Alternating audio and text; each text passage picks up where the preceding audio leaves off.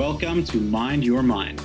Mind Your Mind podcast is for busy people like you who want to enjoy life and free up their time and emotional space by learning valuable tools for self-care and mindfulness. Our weekly topics are filled with compelling discussions and practical solutions to increase your productivity and healthy living. I'm your host, Joseph Tropper, and I'm honored to have you here with me today.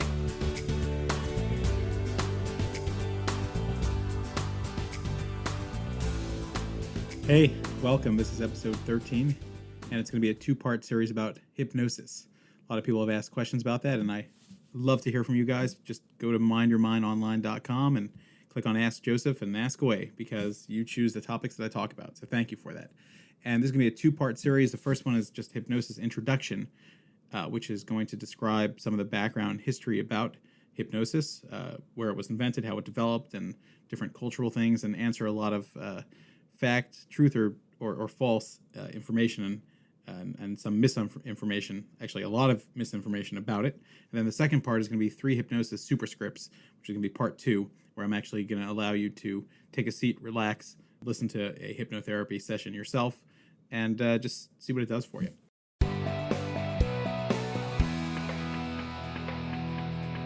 All right, so I'm excited to get started. Let's talk about the development of hypnotherapy. I know a lot of people have different opinions about it. Like I said, there's a lot of misinformation. Hypnotherapy has been something that's been around for hundreds of years, and according to some researchers, even longer.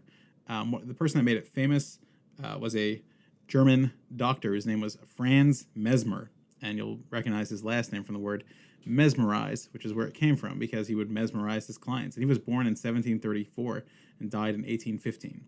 And in his time, it had actually been called animal magnetism. And one of the reasons it was called that was because the people that did hypnotherapy practiced on animals, and they claimed to have a certain power of allure to be able to control people and make them do what they wanted them to, which is where a lot of the stigmas and misunderstandings have come from. And Franz Mesmer had mastered this art and really helped. He was a doctor and a very well-respected person. He passed on his own development of it and really made it very popular. There are hundreds of books written about it in his time and after. Till the early 1900s. So that's Mesmer. Many of the psychologists liked it and used it and tried to utilize it in session. Freud was someone that had a big, profound impact on slowing down the growth of hypnotherapy. Freud was kind of antisocial and quiet and wasn't a very good hypnotist. And he also complained in his writings that when he would hypnotize people, he thought they were just kind of staring and drooling at him.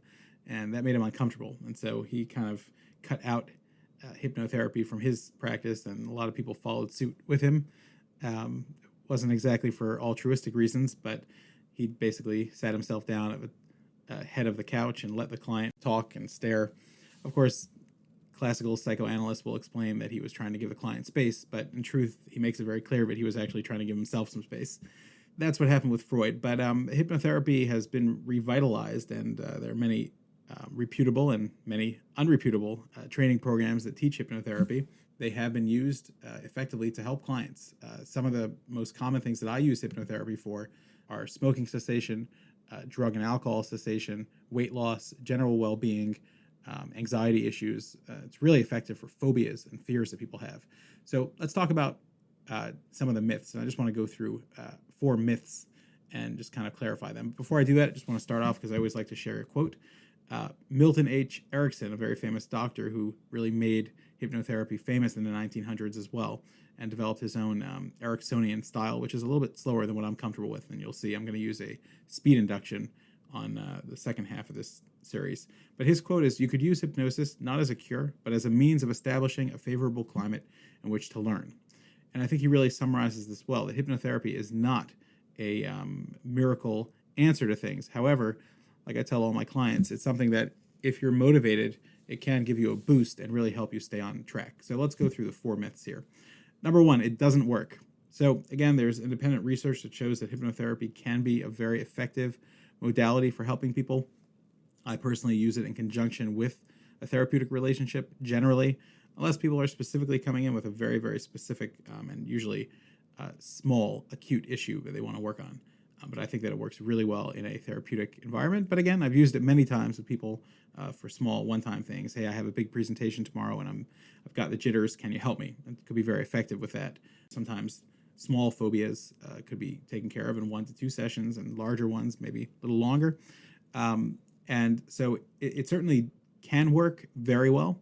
I did have someone that I hypnotized one time. He was in college and having a hard time concentrating, and I hypnotized him that whenever the teacher would say certain key words, that would draw his attention back in, and he'd hear it ringing in his ears very loudly, and that would draw his attention back in. He'd be able to take notes, and it worked for a week. And after 2 weeks, he came back and told me, it worked for a week very powerfully, but then it stopped working. And I said, oh, well, what changed after a week? So he said, well, I discovered that I could actually ignore it, and then I don't hear it anymore. So I said, oh, so you chose not to hear it and not to listen to it? He said, yeah. I said, well, that's why it didn't work. If you take the hypnotic suggestion, then it works. And if you push it away and you decide it doesn't work for you anymore, but you don't want it anymore, then it doesn't work. So that's the bottom line. It can be very effective. Myth number 2 is it works miracles. So no, of course not. I can't make you an amazing athlete just by hypnotizing you. However, there is such a thing as sport enhancement, that I can make you a more focused player, a better team player, just because you'll become more aware of things going on around you. So it really, like Milton Erickson says, it creates a more favorable climate to bring out that which you have inside you. Myth number 3, you could control someone else under hypnotherapy. So again, this is totally false. A lot of people are really scared about that, and I think that they've watched some one too many hypnotherapy shows on TV, which has kind of gotten them to feel this way. But you cannot cause someone to do anything under hypnosis that they wouldn't do while they're awake, and they are fully conscious and fully aware. A lot of the shows that you see, and a lot of the ones that you might have seen, are usually in bars and involve people that are under the influence of alcohol, in which case their inhibition is much lower. They are willing to do a lot of foolish things and make a fool out of themselves. If you hypnotize someone and you say to them, I will now erase every memory that you have, you will not take that suggestion, because no one wants to do that. If you hypnotize someone, I know there's a lot of spy books written about people being hypnotized and controlled by the government. I don't find that to be true clinically, and there's not much research to back that up. So the bottom line is that if you're hypnotized and you don't like something that you hear, or you're uncomfortable with something that goes on, you are going to reject it. And number 4, you could get stuck in hypnosis. So that's totally false. You can't get stuck. I had someone I was doing a Skype session with. He had his headphones on. I was giving him directions. He was very relaxed, and they fell off his head.